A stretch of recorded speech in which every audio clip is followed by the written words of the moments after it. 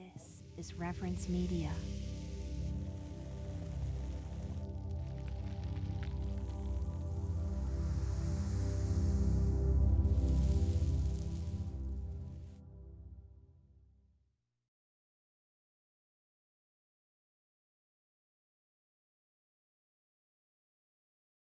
The goat represents the world, the enemy. Jesus said, if you love the world, then you're not of me.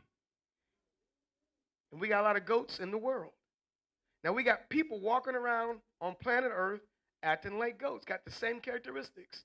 Stubborn, backbiting, belligerent, eat anything, do anything, lethargic at times, just don't care. And I told you the most dangerous person in the world, especially in ministry, is one who don't know and don't care.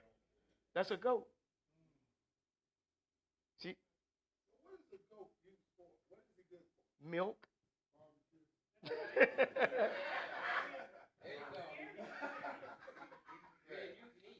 And then here's the crazy part. You ready for this? We've gotten a habit so much that when we, as people, get together, man and wife, whether we're married or not, and we have a child, the baby come up, you introduce them. This is one of my kids, which is a baby goat. A baby goat is called a kid. So now what you've done is called your child a goat. It's going to grow up and go to the left. You're doing a self-fulfilled prophecy over your children. Stop calling your children kids because you're saying you a goat. They came from you, didn't they?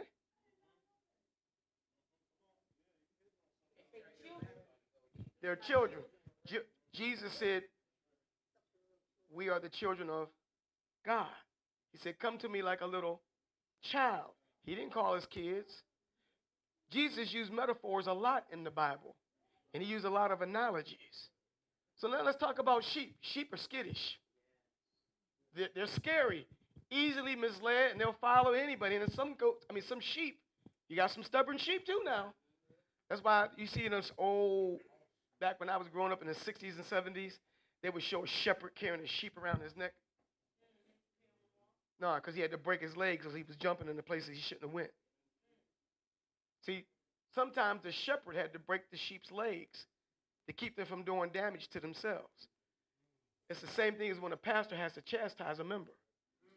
Sometimes you got to get your legs broke spiritually.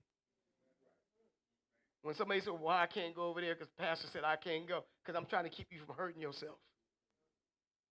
Or the pastor is, maybe he's teaching you something for your own good. People think that a shepherd had like a corral like we have. Like a big open field with fences all the way around, squared in. But it's not that way.